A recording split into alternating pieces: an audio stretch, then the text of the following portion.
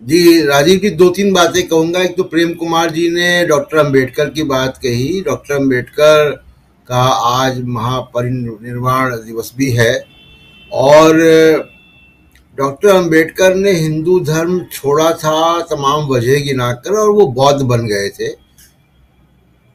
और हर साल लाखों लोग डॉक्टर अंबेडकर के रास्ते पर चलकर, लाखों लोग हिंदू धर्म छोड़ के बौद्ध बनते हैं।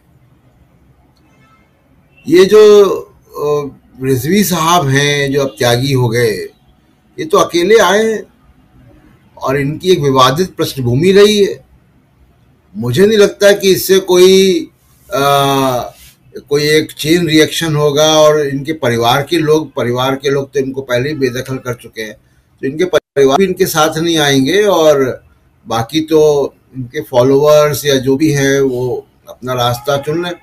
दूसरा कि किस धर्म में कौन है और कौन किस धर्म में जाना चाहता है, इसकी संविधान पूरी इजाज़त देता है। और ये व्यक्तिगत आस्था का प्रश्न है। वो उनको इस्लाम से यहाँ आ गए, वो हिंदू धर्म में, तो ये उनका व्यक्तिगत चुनाव है। अब उसमें क्या कहा जाए।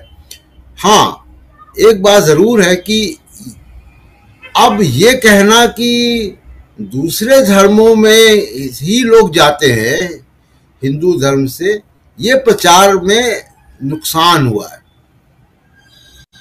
कि हिंदू धर्म में भी कन्वर्जन होता है और इस तरीके के विवादित नेताओं का कन्वर्जन होता है। तो अब ये सभी धर्मों में हो रहा है, तो उसका ये ऑर्डिनेंस लाने का या कानून बनाने का जो मतलब है, वो पर्पस ऑफ डिफीट होता है कि साहब वो कोई हिंदू धर्म को आप प्रोटेक्ट करने के लिए ऑर्डिनेंस ला रहे थे। तो अभी सभी धर्म कर रहे हैं, जिसके पास साधन संसाधन है, जो अपना धर्म का प्रचार कर सकता है वो करता है। दूसरा कि जो व्यक्तिगत आस्था का सवाल, जैसे मैंने कहा, तो व्यक्तिगत आस्था किसी की किसी भी धर्म में हो सकती है, किसी भी उम्र के पड़ाव में हो सकती है। तो बहुत सारे हम एग्जाम्पल देते हैं। बहुत से लोग तो शादी ब्याह करने के लिए जाते हैं इस्लाम धर्म में, लेकिन बहुत से लोग इस्लाम में या बौद्ध धर्म में या क्रिश्चियनिटी में, या जैसे ये त्यागी साहब आ गए, रिजवी साहब और त्यागी साहब, तो ये व्यक्तिगत चुनाव है, इनका व्यक्तिगत चुनाव है। उन्होंने कुछ अच्छाइयाँ देखी होंगी हिंदू धर्म में, वो आ गए। दूसरा सवाल जो है वो उत्तर प्रदेश की पॉलिटिक्स में इनका क्या इम्पैक्ट, मुझे नहीं लगता कि इनका कोई इम्पैक्ट होगा। इतने बड़े ये कोई नाम नहीं है, ये खबरों में रहने वाले प्राणी हैं। ये खबरों में हेडलाइन, अभी इनको 15 दिन हेडलाइन नहीं मिलेगी तो ये वापस इस्लाम में कन्वर्ट हो जाएंगे हेडलाइन बनने के लिए।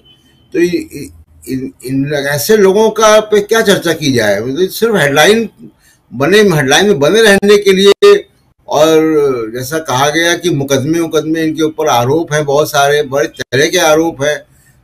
इनके ड्राइवर ने भी कुछ बहुत आरोप लगाए हैं इनके ऊपर, संपत्ति के मसले हैं, बहुत सारे मसले हैं। तो वो आरोपों से बचने के लिए अगर आ गए तो वो ये उनका व्यक्तिगत चुनाव है राजीव जी। नहीं, ये बिल्कुल सच बात है कि सिर्फ हिंदुत्व से नहीं जीतते, पहली बात। दूसरा, हिंदुत्व को हम जरा डाइवर्सिफाई कर ले, खोल लें उसको कि क्या है हिंदुत्व। तो उसका हिंदू धर्म से तो मतलब नहीं है। ये सिर्फ और सिर्फ नफरत की राजनीति है, ध्रुवीकरण करने की राजनीति है, जिसको एक नाम दे दिया गया हिंदुत्व। इनको बात करनी है कि पाकिस्तान से प्रदूषण भी उत्तर प्रदेश से पाकिस्तान से आ रहा है। पाकिस्तान प्रेम जो है वो हिंदुत्व की राजनीति है। दूसरे धर्मों पर अटैक करना हिंदुत्व की राजनीति है। डरा कर वोट लेना हिंदुत्व की राजनीति है। ये ध्रुवीकरण, नफरत की राजनीति समाज में करके चुनाव जीतने की एक रणनीति है, और इसका धर्म से कोई लेना देना नहीं है। उसकी एक मिसाल मैं आपको दे दूं। केशव प्रसाद मौर्य जरूर बात कर रहे हैं कि मथुरा काशी का एजेंडा वो लेकर आ गए, लेकिन प्लेसेस ऑफ वर्शिप एक्ट अभी भी लागू है, जिसमें नरसिम्हा राव सरकार ने 1991 में अमेंडमेंट करके अयोध्या के राम जन्मभूमि बाबरी मस्जिद को उससे अलग कर दिया था। लेकिन जो जितने भी प्लेसेस ऑफ वर्शिप हैं किसी भी धर्म के, इस्लाम के हो, ईसाइयत के हो, बौद्ध हो, सिख हो, हिंदू धर्म के हो, 15 अगस्त 1947 में उनका जो स्टेटस था वो स्टेटस बरकरार रहेगा। ये कानून है। अब नरेंद्र मोदी सरकार बिना बहस के किसी कानून ले आती है और टेलीविजन में आके वो कानून खत्म करने की घोषणा कर देते हैं, लेकिन ये कानून अभी है, इसको बदला नहीं गया है। इस कानून के रहते केशव प्रसाद मौर्य जो बात कर रहे हैं वो सिर्फ एक शिगुफा है, हेडलाइन कैप्चर करने का तरीका है और कुछ नहीं है, क्योंकि उसका कोई मतलब नहीं जब तक वो कानून है। और उत्तर प्रदेश में भी आपकी सरकार है, केंद्र में भी सरकार है, double engine, triple engine, whatever आप उसको कहें। तो जब ये डबल इंजन की सरकार है तो एक इंजन दूसरे इंजन से कहे ना कि हम मथुरा को एजेंडा लाना चाहते हैं, आप कानून में परिवर्तन करो। तो नरेंद्र मोदी तो टेलीविजन में आके कानून बना देते हैं और कानून गिरा देते हैं।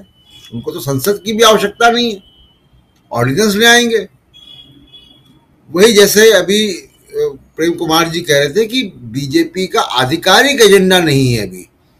दूसरा कि केशव प्रसाद मौर्य और योगी में सार्वजनिक रूप से दिखने वाले मतभेद हैं और 2017 से जब से सरकार बनी तब से हैं।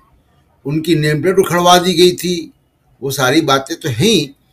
उसके अलावा देखिए उनका पोस्टर लगा के उनके अध्यक्षता में ये केशव प्रसाद मौर्य की अध्यक्षता में चुनाव हुआ जिसमें कितनी बड़ी जीत आई। तब योगी आदित्यनाथ केवल रैलियों में भाषण देते थे, यानी स्टार प्रचारक थे। और उसमें भी जब इनका मैनिफेस्टो बीजेपी का लागू हुआ, जारी हुआ, वो घोषणा पत्र, उसमें तो मैं वहां मौजूद था लखनऊ में। तो जब घोषणा पत्र लागू हुआ तो बीच में अमित शाह थे पार्टी अध्यक्ष के रूप में, एक तरफ कलराज मिश्र थे, दूसरी तरफ केशव प्रसाद मौर्य थे। योगी आदित्यनाथ उस फोटो फ्रेम में नहीं थे, वो फोटो फ्रेम में बाद में आ गए। और अब तो ये बिल्कुल सार्वजनिक रूप से दिखने वाले मतभेद हैं। अगर आप उनके बयानों को देखें केशव प्रसाद मौर्य को, तो हम आप तो बात करते हैं मीडिया में या दूसरे लोग योगी सरकार, आपने भी इस कार्यक्रम में 5 बार कह दिया होगा योगी सरकार। केशव प्रसाद मौर्य कभी भी नहीं कहते योगी सरकार, वो भाजपा सरकार कहते हैं या वो एनडीए सरकार कहते हैं, वो मानते ही नहीं है। जिस सरकार में वो उप मुख्यमंत्री हैं उस सरकार का नाम मुख्यमंत्री का वो लेते नहीं हैं।